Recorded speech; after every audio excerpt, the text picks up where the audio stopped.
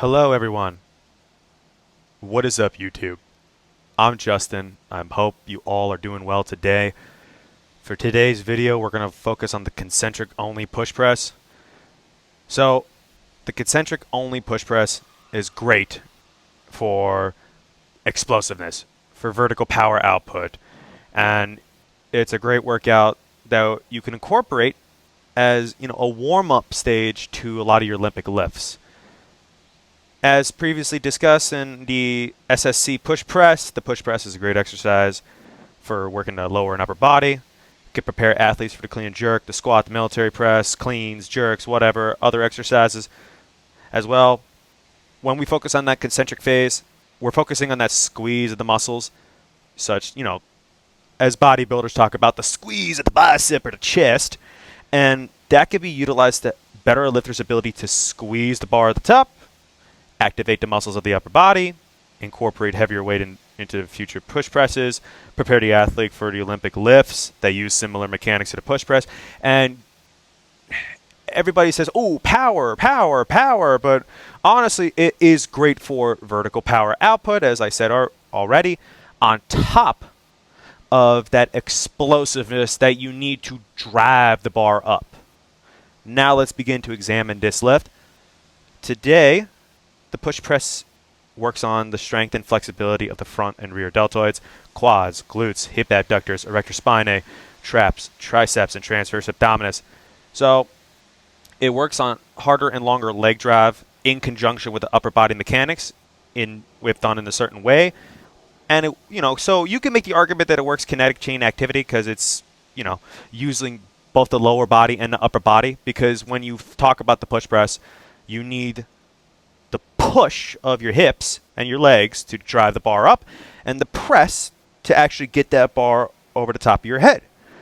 For today's exercise, it targets the concentric phase, as previously mentioned, that squeeze, that explosiveness. It also works on strength balance / stability. When we talk about strength balance, you generally want to do unilateral stuff, so you can incorporate this exercise to use unilateral stuff if you want to do single dumbbell stuff. But for the sake of today's lift, it focuses more on closed chain connectivity. Closed chain connectivity being that your hands are connected to one bar. You don't have the movement, say, of a open chain connectivity when it comes to working with dumbbells. We're working on explosive force and vertical power output for these lifts, and we're working on the pressing ability for this lift and for other lifts. Let's look into the concentric strength phase. So that concentric strength phase, as I mentioned previously, is the contraction or squeeze of the muscles. In layman's terms, it's the shortening of the muscle. Bodybuilders love the squeeze, the concentric phase. That's what it is. The concentric is going to work on the press of the push press. We're going to put more emphasis on it. It allows lifters to handle the heavier weight at the top of the lift. Because if you have that concentric strength, over time, if you implement this workout or you work with a clean and jerk, you need that explosiveness at the top in order to get that bar up. If you don't have that concentric strength, you're not going to be able to get that bar up efficiently. You're not going to have the strength and the mobility to get that bar up. For example, in an SSC or eccentric focus push press, you're working more on the eccentric amortization concentric phase, that strength shortening cycle. And when we talk about the eccentric phase, the loading or lengthening phases. So those have proper utilization when it comes to jumping, plyometrics / movements that need eccentric strength. When we work with eccentric stuff, you can focus more on the eccentric side of a push press when you get into that loading phase. For example, loaded the eccentric, loaded the quarter squat position, push that bar up, and then bring yourself down and feel that squeeze. Focus more on the hypertrophy, just so you're able to get, hip power and leg power in your hips in order to jump up or spring yourself up. So here, while one loads into a quarter squat, there's going to be more emphasis on explosiveness and vertical power output in order to bring the bar upwards. And generally, you want the concentric strength when it comes to the previously mentioned lifts. And also, if you want to do a military press, stand up straight. If you can do well in the push press, hell, you could do well in the military press, just getting that explosive strength up to get that bar straight up and not use your legs in that instance.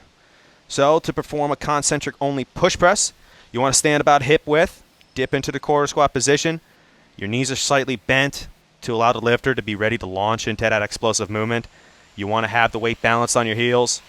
Once you're in that dip and extended position, you want to brace your trunk, keep your chest up, and you want to drive that bar up with your legs to push into the overhead position. I've mentioned this in another video, but Mark Ripito talks about it. Hip drive. You need that hip drive to bring the bar up. And you'll see me in the video. I correct it towards the later half of the video, or the final sets of the video. My hip drive is not the greatest, so that's why I emphasize the hip drive. You need that explosiveness in your hips, because if you don't have explosiveness in your hips, for an athlete's sake, that explosiveness in your hips is going to be detrimental for you when it comes to movements that need explosiveness. You need to go from one place to another, a quick cutting motion or a jumping motion if you're trying to reach for a pass or you're trying to block a dunk. So this is a great exercise that works on that. But once again, with that concentric only phase, we're working on that explosiveness at the top. And that'll be great at being utilized for other lifts. And also, you can utilize this concentric phase exercise in explosive power when it comes to different athletes' capabilities. For example, if you're a lineman, you want that explosiveness to come up from the top position where you're lined up and be explosive to pancake somebody to make sure they don't get to your QB. So that is one way you can utilize this lift into your daily routine if you're an athletic trainer. And also you could utilize it for your own sake, for your own lifts. In an overhead position, have that bar straight or vertically up, your head bent forward slightly, and the bar over the base of your spine. I have a tendency to overextend. Don't overextend. I'll mention that in common cues and errors, but that's just something to keep in mind. You want to keep your legs tight with your knees straight in the lower body. Hold it for a moment and then bring it down to your upper body, back onto your chest. You don't want to really drop it onto your upper body. It's going to hurt. And repeat for a desired amount of reps. Some common errors, so not keeping your chest up, not keeping your core tight.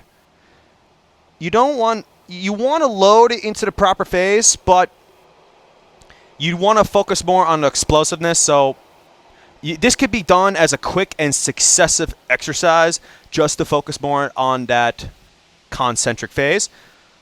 Something that I do in the video. Don't overextend the bar. Keep your head forward. Keep that bar vertical over the base of your spine. As well, load into the quarter squat. Load into, the proper position.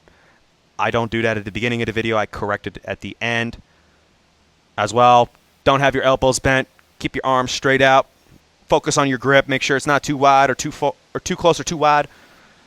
And that's pretty much it for common errors.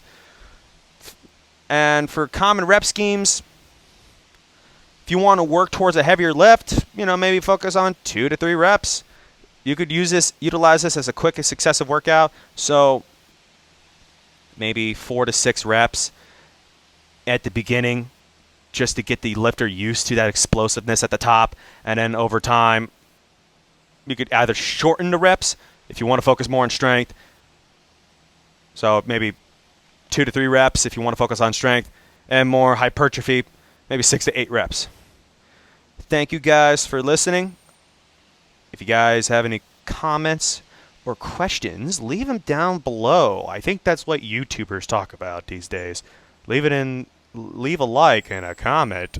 I guess they do that. Anyway, have a great day.